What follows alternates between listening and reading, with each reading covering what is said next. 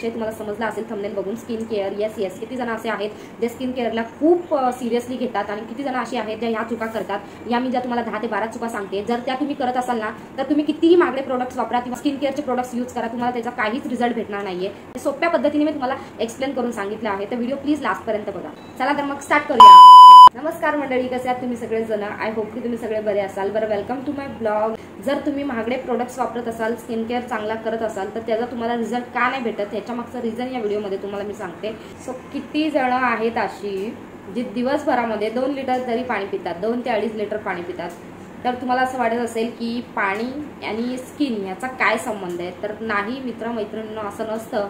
तर तुम्ही स्किन केअरमध्ये पाणी हा खूप महत्त्वाचा घटक आहे. तुमच्या स्किनवरती जेवढं तुम्ही पाणी पियाल तेवढी तुमची स्किन डिहायड्रेट म्हणजे आता सांगते मी तुम्हाला, जेवढा तुम्ही पाणी पियाल तेवढी तुमची स्किन हायड्रेट होते आणि जेवढं तुम्ही पाणी कमी पियाल तेवढी तुमची स्किन डिहायड्रेट होते. डिहायड्रेट तर काय होतं? सुरकुत्या पडणं, पिगमेंटेशन होणं, तुमचा स्किन असा सुकल्यासारखी दिसणे, एकदम असं पाणी एकदम निर्जीव अशी स्किन दिसणे तुमची, त्याला बोलतात डिहायड्रेट. आणि हायड्रेटेडमध्ये तुम्हाला कळलं असेल की पाणी पिल्यानंतर तुमची स्किन खूप जास्त हायड्रेट होते. तर मी तुम्हाला सांगेन, सजेस्ट करेन की कमसे कम दिवसभरात तुम्ही 2 ते 2.5 लिटर किंवा 3 लिटर पाणी पिया. कारण की पाणी हा शरीरासाठी खूप उपयुक्त असा घटक आहे आणि तुम्हाला त्याचा रिझल्ट फक्त स्किनवरती नाही दिसणार, तर तुम्हाला हेअर्सवरती दिसतील, फुल बॉडीवरती दिसतील आणि फुल फेसवरती देखील दिसतील. तर तुम्ही म्हणाल मी आज चालू करते आणि उद्या मला लगेच रिझल्ट भेटाल का? तर तसं नाही आहे. तुम्ही हे कमसे कम 6 महिने असं करून तर बघा, तुम्हाला तुमच्या स्किनवरती किंवा फुल बॉडीवरती रिझल्ट दिसायला सुरुवात होते. घरगुती उपाय. तर घरगुती उपाय किती जण करतात मला कमेंटमध्ये नक्की सांगा. तर घरगुती उपाय पण आता आजकाल मला वाटत नाही, आपला बदलता एन्व्हायरमेंट, बदलतं वातावरण, याच्यामध्ये जर तुम्ही घरगुती उपाय करत असाल तर त्याचे काहीच रिझल्ट भेटणार नाहीये. बेस्ट आहे तुम्ही डर्मॅटॉलॉजिस्टला दाखवा, दवाखान्यात जा. दवाखान्यामध्ये पण कुठल्या जाल जिथे स्किन रोगतज्ञ असतात त्यांच्याकडे जा, त्यांना डर्मॅटॉलॉजिस्ट असं म्हणतात, त्यांच्याकडे जा. ते तुमची स्किन व्यवस्थित पडताळतील, तपासतील आणि त्याच्यावरती तुम्हाला काहीतरी सजेस्ट करतील. मेडिसिन असेल या फिर सिरम, फेसवॉश जे काही असेल ते. तर अशा प्रकारे घरगुती उपाय करणं टाळा शक्यतो. आता म्हणजे ते पहिल्याचं हे नाही राहिले. आता पहिल्यासारखी ती हळद, कोरफड काही आपल्या स्किनला लावून स्किन जास्ती डॅमेज होते. तर घरगुती उपाय, जर तुमची स्किन क्लिअर अँड क्लीन असेल, जर तुमच्या स्किनवरती पिगमेंटेशन आहे, वांग आहे, मिलाझ्मा आहे आणि इथे तुम्ही बेसन लावताय, हळदी लावताय, दूध वगैरे हे सगळ्या गोष्टी लावताय, तर त्याचा काहीच इफेक्ट होणार नाही तुमच्या स्किनवरती. याच्यासाठी तुम्हाला डर्मॅटॉलॉजिस्टकडेच जावं लागणार आहे. मेकअप रिमूव्ह करणे. तर थर्ड पॉईंट आपला असा आहे की मेकअप रिमूव्ह करणे. किती जण असं आहेत जे रात्री झोपताना मेकअप रिमूव्ह करून झोपतात? तर बघा, आपण किती मोठ्या फंक्शन्सला जातो, किती जरी कंटाळा आलेला असला तरी मेकअप रिमूव्ह करायला कधीच विसरू नका. मेकअप रिमूव्ह करणे ही आपल्या स्किन केअरमधली खूप मोठी गोष्ट आहे. जर तुम्ही मेकअप जर स्किनवरती ठेवून झोपता ना तर तुमचे खूप जास्ती पिंपल्स होतात फेसवरती आणि ते माझ्या बाबतीत पण झाले, मला माहिती आहे. कारण की आपण किती मेकअपमध्ये खूप जास्ती केमिकल असतो आणि ते जर तुम्ही तसंच तुमच्या स्किनवरती लावून झोपलात ना, समजा तुमची स्किनची पूर्णच वाट लागली आहे. कारण की माझ्या बाबतीत तसं झालं आहे म्हणून मी सांगते. जर तुम्ही मेकअप ठेवून झोपत असाल रात्रीचं तर तुम्ही प्लीज ते जरा काळजी घ्या की तुम्ही रात्री फेस वॉश करूनच झोपाल. पॉईंट आहे चुकीचे प्रोडक्ट्स वापरणे. तर त्याच्यावरती मी तुम्हाला आधीच एक्सप्लेन करते. आपले स्किन टाईप आहेत ना, ते जवळजवळ 3 ते 4 स्किन टाईप आहेत आपले. तर त्याच्यामध्ये फर्स्ट वन आहे dry to combination skin type, नंतर आहे सेन्सिटिव्ह, त्याच्यानंतर आहे ऑइली ॲक्ने प्रोन स्किन. जी ऑइली स्किन असते ना तिला पिंपल्स खूप जास्त येतात. ड्राय स्किन असते ही रुकी असते अँड असे नॉर्मल अशी पिगमेंटेशन वगैरे असते. आणि सेन्सिटिव्ह स्किन असते ती खूप रेड असते अँड कोणताही प्रोडक्ट वापरल्यावरती लगेच रिॲक्शन होते. तर असे 3 प्रकार असतात. जर तुम्ही ड्रायचा सेन्सिटिव्हला वापरलं आणि सेन्सिटिव्हचं कॉम्बिनेशन स्किनला असे जर प्रोडक्ट वापरत असाल, म्हणून मी तुम्हाला म्हणते चुकीचे प्रोडक्ट्स वापरणे. तर प्लीज तुमच्या स्किननुसार प्रोडक्ट वापरा, जेणेकरून तुम्हाला त्याचा रिझल्ट खूप भारी आणि लवकर भेटेल. त्याच्यानंतरचा पॉईंट आहे सतत चेहऱ्याला हात लावणे किंवा पिंपल्स आल्यानंतर पिंपल्स असे फोडणे. तर प्लीज अवॉइड करा ही गोष्ट देखील. सतत चेहऱ्याला हात लावणार किंवा आपले हात खूप डर्टी असतात आणि तेच हात आपण कुठूनही कसंही काही काम करून आल्यानंतर आपण आपल्या चेहऱ्याला हात लावतो, बघतो किती आणि ते पिंपल्स फोडतो वगैरे, तर त्या पिंपल्सचे डार्क स्पॉट्स होतात. तर प्लीज हे अवॉइड करा की कुठूनही आल्यानंतर पहिले आपले हात स्वच्छ असतील तरच तुम्ही तुमच्या स्किनला हात लावा, नाहीतर तुम्ही डायरेक्ट तुमच्या स्किनवर जर हात लावत असाल तर ही गोष्ट प्लीज अवॉइड करा, कारण की ही गोष्ट खूप चुकीची आहे। वारंवार सतत तुमच्या स्किनला हात लावणं ही गोष्ट खूप चुकीची आहे। आणि पिंपल्सला टॉर्चर करणं पण सोडून द्या, कारण की पिंपल जेवढं तुम्ही टॉर्चर कराल, जेवढं तुम्ही त्याला पील कराल किंवा त्याला जेवढा तुम्ही छळाल, त्रास द्याल ना, तेवढा तो तुम्हाला त्रास देतो। कारण की पिंपल्सला कधीही टच पण करायचं नसतं। पिंपल्स आल्यानंतर नॉर्मली तिथे जागेवर आपण हात देखील नसतो लावायचा। आपलं स्किन केअर असेल, आपण मेकअप असेल जे वरच्यावरच करायचं, जेणेकरून त्याला इजा नाही झाली पाहिजे, नख नाही लागला पाहिजे। जर तुम्ही तसं करत असाल तर प्लीज अवॉइड करा, कारण की त्याचे स्कार्स राहतात। जर तुम्ही पिंपल्सला छेडछाडी करत असाल तर त्याचे स्कार्स आपल्या फेसवरती राहतात, ते डार्क स्पॉट्स लवकर जात नाही, तर प्लीज हे अवॉइड करा। त्याच्यानंतर आहे आपला मोबाईल आणि पिलो कव्हर। तर पिलो कव्हर आणि मोबाईलचं काय असेल बरं स्किनशी नातं, तर मी सांगते तुम्हाला। हॅलो हाय, मैत्रिणीशी आपण बोलतोय, गप्पा मारतोय, एवढ्या भागामध्ये आपला मोबाईल सतत असा कानाजवळ येतो आणि झोपताना उशीशी आपला संपर्क येतो। असं झोपतो तेव्हा इकडचा भाग किंवा इकडचा भाग आपले स्किन जे आहे ती त्याला टच होते। तर त्याचा आणि ह्याचा काय संबंध मी सांगते तुम्हाला। आपला मोबाईल कधीही क्लीन असला पाहिजे। मोबाईलला पण आपल्याला किती प्रकारचे हात आपले मोबाईलला लागत असतात, तर प्लीज मोबाईल नेहमी सॅनिटायझरनी कॉटन पॅड घेऊन क्लीन करत जा। आणि पिलो कव्हर आठवड्यातून एकदा तरी धुवत जा, जेणेकरून त्याच्यावरती डर्टी जे काय डस्ट वगैरे असेल ती तुमच्या फेसला लागून तुमची स्किन इरिटेट होणार नाही आणि तुम्हाला पिंपल्स किंवा रॅशेस अशा या सगळ्या गोष्टी होण्यापासून तुम्ही वाचाल। तर प्लीज नेक्स्ट टाइम पासून लक्षात ठेवा की तुमचा मोबाईल आणि तुमचा पिलो कव्हर क्लीन असला पाहिजे। मेकअप ब्रश वॉश करून घेणे। किती जण अशा मेकअप आर्टिस्ट किंवा मेकअप करणाऱ्या ज्या मुली आहेत किंवा कोणीही असो, पण ते मेकअप करणारे जे काही प्रोडक्ट्स आपण जे टूल वापरतो, ब्रश असेल किंवा तो आपला स्पॉन्ज असेल किंवा बरेचसे प्रोडक्ट्स आहेत, ते जर असतील तुमचे तर तुम्ही ते प्लीज क्लीन करत जा, जेणेकरून तुमच्या स्किनवरती पिंपल्स, डार्क स्पॉट्स ह्याची वाढ नाही होणार। अजून तुम्ही तर स्किन केअरवरती लक्षच नाही देतात आणि त्यात अजून तुम्ही मेकअप पण करताय, ज्या टूलने करताय ते टूल क्लीन आहेत का? एकतर तुम्ही आधीच जे काही मेकअप असतो तो केमिकल असतो, त्याच्यामध्ये खूप सारा केमिकल असतो आणि त्यात तुम्ही जर ब्रश पण घेतले ते पण क्लीन नसतील आणि खूप डर्टी ब्रश असतील तर ते तुम्ही तुमच्या स्किनला लावत असाल तर प्लीज अवॉइड करा। कमसे कम 15 दिवसातना किंवा आठवड्याला जर तुम्ही रेग्युलर ब्रश यूज करत असाल ना, तर तुम्ही ते 15 दिवसातना तरी धुवा। गरम पाण्यामध्ये ते ब्रश टाकायचे एकदम आणि शॅम्पू टाकायचे, एक वॉश होतात व्यवस्थित। प्लीज मेकअप ब्रश नेहमी क्लीन असले पाहिजे अँड एक्सपायरी प्रोडक्ट यूज करणे थांबवा। कधीही कोणताही प्रोडक्ट तुम्ही तुमच्या स्किनला लावत असाल तर पहिला त्याची पॅच टेस्ट केली जाते, मग तुम्ही इथे नेक जवळ आणि कानाच्या मागे पॅच टेस्ट करू शकता की कोणताही प्रोडक्ट वापरण्याआधी, यूज करण्याआधी त्याच्यावरची एक्सपायरी डेट चेक करा, जेणेकरून तुमची स्किन हानी होणार नाही, ती हानी होण्यापासून वाचेल। तर हे लक्षात ठेवा। मला असं वाटतं सनस्क्रीनची खूप जास्त गरज आहे, कारण की ती उन्हामध्ये गेल्यानंतर आपली स्किन डॅमेज होते, आपल्याला खूप जास्त टॅनिंग होते। तर त्या टॅनिंगपासून आणि स्किन डॅमेज होण्यापासून जर उन्हामधून तुम्हाला जर तुमचा बचाव करायचा असेल तर तुम्हाला सनस्क्रीन लावणंच आहे। सूर्याची किरणे तुमच्या डायरेक्ट स्किनवरती आली नाही पाहिजेत, तर तुम्ही सनस्क्रीन लावायला विसरू नका। गॉगल लावा, तुम्हाला पाहिजे तर तुम्ही स्टोल बांधू शकता, कॅप घालू शकता, तर अशा प्रकारे तुमच्या स्किनचा खूपच जास्ती बचाव होणार आहे। सन डॅमेज होतात, त्या सनने आपल्याला खूप असे पिगमेंटेशन उठते, सनमुळे सनबर्न होतं ना, त्या पद्धतीमध्ये सनबर्न होतात किंवा स्किन टॅन होऊ शकते। तर ह्या गोष्टींपासून जर तुम्हाला वाचायचं असेल तर प्लीज सनस्क्रीन लावा रेग्युलरली।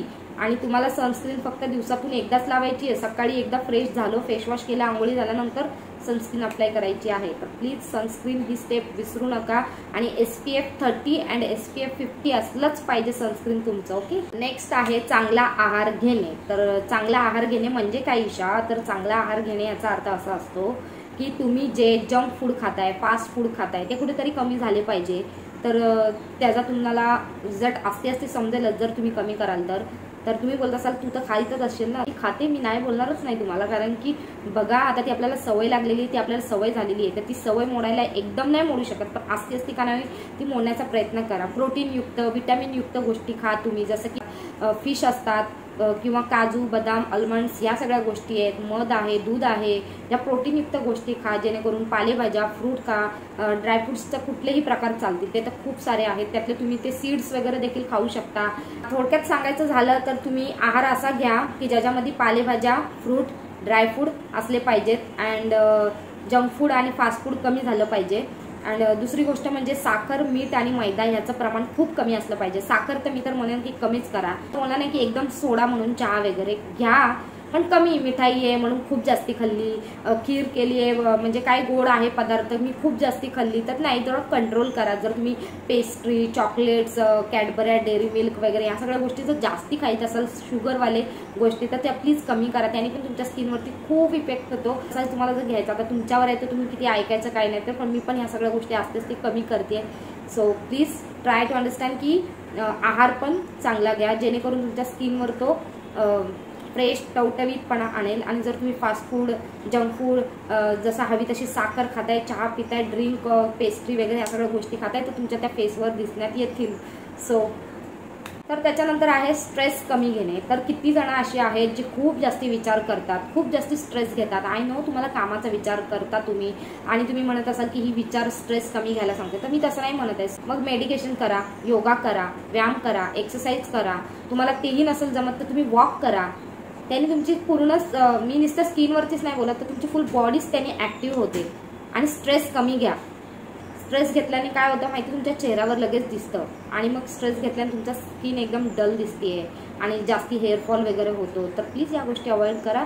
स्ट्रेस घेतल्याने काय होणार आहे मला सांगा तुम्ही. स्ट्रेस घेऊन ती गोष्ट जर चुकीची झाली असेल तर ती सुधारणार आहे, किंवा जी होणार आहे गोष्ट, पुढे जी गोष्ट होणार आहे तिला तुम्ही टाळू शकता? नाही टाळू शकत. मग स्ट्रेस घ्यायचं नाही. लाईफ आहे, लाईफ एकदाच मिळते आपल्याला. फुल एन्जॉय करायचं, खायचं पियायचं, मस्त राहायचं, एन्जॉय करायचं. बस स्ट्रेस घेऊ नका, स्ट्रेस फ्री राहा, जेणेकरून तुमच्या फुल बॉडीलाच तिचा खूप चांगला फायदा होणार आहे, तर फक्त स्किनलाच नाही. त्याच्यानंतर आहे केमिकल युक्त प्रोडक्ट्स टाळावे. तर तुम्हाला मी आता सांगते की जास्ती केमिकल्स असलेले प्रोडक्ट यूज करू नका. सल्फेट फ्री, पॅराबेन फ्री, ह्या सगळ्या गोष्टी आता आजकाल त्या प्रोडक्ट्सवरती सगळं मागे मेन्शन केलेलं असतं. कोणताही प्रोडक्ट घेताना एकदा ते इन्ग्रेडियंट्स त्याच्यावरचे रीड करा, जेणेकरून तुम्हाला समजेल की आपण कोणता प्रोडक्ट वापरला पाहिजे, आपल्या स्किनसाठी कोणता योग्य आहे. आणि एक प्रोडक्ट वापरत असताना तुम्ही 1000 प्रोडक्ट वापरू नका. तुम्ही सिरम यूज करताय, फेसवॉश, स्क्रब, म्हणजे सगळ्याच गोष्टी तुम्ही यूज करताय, मास्क वगैरे. तर सिरम आहे नायासिनामाइडचं, मॉइश्चरायझर आहे व्हिटॅमिन सीचं, कोजिक ॲसिडचं फेसवॉश वापरताय, किंवा ग्लायकोलिक ॲसिडचं तुम्ही टोनर वापरताय. तर नाही, एकाच वेळेला एवढे प्रोडक्ट नाही वापरायचे. जे तुमच्या स्किनला नीड आहेत तेच प्रोडक्ट तुम्ही वापरायचे आहेत. एकाच वेळी जास्ती प्रोडक्ट वापरू नका. सकाळी वेगळं, संध्याकाळी वेगळं. आधी तुम्ही कमसे कम 3 महिने कंटिन्यू एक प्रोडक्ट वापरा, त्याचा रिझल्ट बघा, त्याच्यानंतर दुसरा प्रोडक्ट यूज करा. जर तुम्हाला वाटतंय 3 महिन्यानंतर पण की ह्याचं रिझल्ट खूप स्लो आहे आणि त्याच्यापेक्षा बेटर तुम्हाला जर भेटत असेल, यू कॅन गो, तुम्ही घेऊ शकता.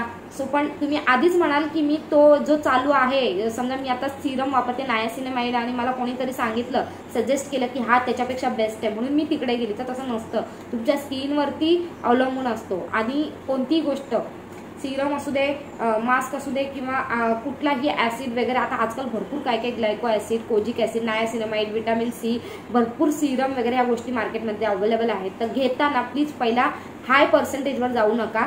तुम्ही कमी पर्सेंटेजपासून वापरायला सुरुवात करा. जसं की नायासिनामाइड आहे तर पहिला 5% वापरा. व्हिटॅमिन सी आहे तर पहिला तुम्ही 5% वापरा, कारण की 10% पासूनच्या पण बॉटल आपल्या मार्केटमध्ये अवेलेबल आहेत. तर प्लीज या गोष्टींकडे लक्ष द्या. त्याच्यानंतरचा पॉईंट आहे स्क्रब किंवा एक्सफोलिएशन जास्ती करू नये. तर किती जण असे आहेत जे आठवड्यातून किंवा दिवसांदिवस रोजच्या रोज स्क्रबिंग करतायत, एक्सफोलिएशन करतायत. त्याने तुमची स्किन खूप जास्ती इरिटेट होते आणि तुम्हाला तुमची स्किन पूर्ण ड्राय होते त्याच्याने, आणि छोटे छोटे दाणे तुमच्या स्किनवरती येत असतात. तर प्लीज जास्ती एक्सफोलिएशन आणि स्क्रब वापरू नका. तुम्ही माइल्ड फेसवॉश वापरा. स्किन केअरचे प्रोडक्ट जे माइल्ड असतात, जे जास्ती दाणेदार नसतील असे प्रोडक्ट तुमच्या स्किनवर वापरा, जेणेकरून तुमच्या स्किनला काहीच प्रॉब्लेम होणार नाही. कारण की तसं केल्याने, जास्त एक्सफोलिएशन आणि स्क्रबिंग केल्याने तुमच्या स्किनला छोटे छोटे दाणे येतात आणि तुमची स्किन ड्राय होते. लक्षात असू द्या. आणि जर तुम्ही स्क्रब आणि एक्सफोलिएशन करत असाल तर ते कमसे कम 15 दिवसातून एकदा किंवा महिन्यातून एकदा करा. जास्ती एक्सफोलिएशन करू नका. त्याच्यानंतर आहे पुरेशी झोप. तर किती जणी असं आहेत ते 7 ते 8 तास कंटिन्यू म्हणजे रात्री झोपतात, आणि ती खूप महत्त्वाची आहे तुमच्या स्किनसाठी. जर तुमची स्किन तुम्हाला फ्रेश आणि टवटवीत हवी असेल तर तुम्हाला रेस्ट करणं, आराम करणं आहेच. म्हणून झोप पुरेशी घ्या आणि मोबाईल स्क्रीन शक्य तेवढी कमी करा. जर तुमचं काही काम असेल, जर तुम्हाला खरंच महत्त्वाचं काहीतरीच काम आहे तर प्लीज मोबाईल तरच हातात घ्या. आणि त्याच्यानंतर रात्री झोपताना देखील अर्धा तास तरी मोबाईल साईडला ठेवत जा, जेणेकरून जर तुम्ही मोबाईल वापरत असाल, मस्त कंटिन्यू 2 तास तुम्ही मोबाईल वापरताय 12 वाजेपर्यंत, 11 वाजेपर्यंत, आणि तसेच झोपायला गेलात, तर तुम्हाला झोप लागणार नाही. ती तुमचा ऍक्टिव्ह, तुम्ही जर मोबाईल यूज करत असाल तुमचा डोका ऍक्टिव्ह होतो, तुम्ही स्क्रोल करत राहता. जर तुम्हाला पुरेशी झोप घ्यायची तर कमसे कम अर्धा तास आधी मोबाईल साईडला ठेवणे आणि मगच झोपणे. तुम्ही एक दिवस असं ट्राय करून बघा. कंटिन्यू 2 तास मोबाईल चालवा तुम्ही रात्री 9, 10, 11 पर्यंत आणि झोपायला जा. तुम्हाला झोप येणार नाही कारण की तुमचं डोकं ऍक्टिव्ह असेल, तुम्हाला झोपच लागणार नाही. असं वाटतं की मोबाईल घेऊन सारखं स्क्रोल करायचं. आणि तेच जर तुम्ही अर्धा तास मोबाईल साईडला ठेवला असेल आणि मग झोपायला जा, बघा तुम्हाला हंतरुणात पडल्या झोप येईल. तर प्लीज 7 ते 8 तास झोप घ्या अँड मोबाईलचा यूज जरा कमीच करा. स्क्रीन टाइम थोडं कमी करा. तर किती जण असे आहेत जे गरम पाण्याने तोंड धुतात, तर प्लीज गरम पाण्याने तोंडच नाही तर मी तर म्हणेन पूर्ण आंघोळी देखील गरम पाण्याने कधीच करू नये. तुम्ही थंडी वगैरे असेल तर ठीक आहे, जरा कोमट पाण्याने आंघोळी केली तर, पण प्लीज तुम्हाला वाटत असेल स्किनसाठी तर गरम पाणी योग्य ते योग्य नाहीये. कधीही थंड पाण्यानेच आंघोळी करावी आणि फेस वॉशसाठी तर कधीही थंडच पाणी घ्यावं. कधीच गरम पाणी आपल्या स्किनवरती या फुल बॉडीवरती यूज करू नये कारण की त्याने आपली स्किन ड्राय होते. आणि जर तुम्ही कोणताही टॉवेल या फिर तुमचं नॅपकिन जे स्किनसाठी तुम्ही वापरणार आहात ते खूप सॉफ्ट असलं पाहिजे आणि टॅप करून पुसायचं आहे आपल्याला. आपलं अंग, आपली फुल बॉडी टॅप करून पुसायची, रब करायची नाही, घासायची नाही. त्याने तुमच्या स्किनला रॅशेस येतात, तुमची स्किन जास्ती ड्राय होते. जर तुम्ही आंघोळी करताय पण गरम पाण्याने आणि अजून जो काही हार्श तुमचा टॉवेल असेल किंवा जो काही नॅपकिन असेल त्याने तुम्ही रब करून पुसताय तर तुमची स्किन खूप जास्त इरिटेट होईल. तर प्लीज ह्याची एक काळजी घ्या. अशा प्रकारे आपल्या ह्या स्किन केअरच्या गोष्टी होत्या ज्या तुम्ही स्किन केअरमध्ये, आता ह्यातल्या बऱ्याचशा गोष्टी आहेत ज्या मी स्वतः करते आहे आणि मला त्याचे जास्त रिझल्ट भेटत आहेत कारण की पहिल्याची स्किन आणि आत्ताची स्किन मला खूप जास्त फरक जाणवतोय. 3 प्रकार जे मी सांगितले, dry combination, sensitive, oily, acne prone skin, तर ह्या 3 प्रकार वेगळे वेगळे आहेत आणि ह्यांच्यासाठी प्रोडक्ट्स पण वेगळे वेगळे येतात. तर प्लीज डॉक्टरकडे जा, तुमचा स्किन टाईप कोणता आहे आधी त्याच्यावरती डिस्कस करा, त्याच्यानंतर ह्याच्यावरती कोणते प्रोडक्ट यूज केले जातात त्याप्रमाणे तुम्ही प्रोडक्ट यूज करा. आणि मी काही डॉक्टर नाही आहे तुम्हाला कोणता प्रोडक्ट रेकमेंड करायसाठी. आजकालला मार्केटमध्ये खूप जास्ती म्हणजे प्रोडक्टचा हाईप आहे आणि मग कुणी बघितलं, कुणी आवडलं म्हणून ते आपण घेतोय, तसं नसतं करायचं. आणि कोण सांगते म्हणून पण घ्यायचं नसतं. तर तुम्ही तुमच्या डॉक्टर सोबत आधी कन्सल्ट करा, त्याच्यानंतर तुम्ही या सगळ्या गोष्टी म्हणजे घ्या. तुम्हाला जे काही स्किन केअर करायचं ते करा. ओके, प्रोडक्ट्स करून तुम्ही फक्त एवढीच अपेक्षा ठेवू शकता, तुमची जी स्किन इम्प्रूव्हमेंट आहे, तुमची स्किन ब्राईटन होईल, थोडीफार तुमच्या स्किनवरचे डार्क स्पॉट्स, पिंपल्स कमी होतील अँड तुमचा स्किन बॅरियर रिपेअर होईल. म्हणजे थोडा स्किन तुमचा इम्प्रूव्ह होईल, पहिल्यापेक्षा बेटर होईल, टॅनिंग कमी होऊ शकते. ह्या सगळ्या गोष्टींची अपेक्षा तुम्ही प्रोडक्ट्स करून करा. बाकी तुम्ही जर असा विचार करत असाल की हे एवढं स्किन केअर जर करून मी जर अमेरिकन सारखी या फिर कोरिया सारखी स्किन तुम्हाला भेटणार आहे तर इम्पॉसिबल. आपण इंडियामध्ये राहतो, इंडियामधला एन्व्हायरमेंट हा वेगळा आहे बाहेरच्या देशांपेक्षा. तर प्लीज स्किन केअर गोरं होण्यासाठी नसतो करायचं.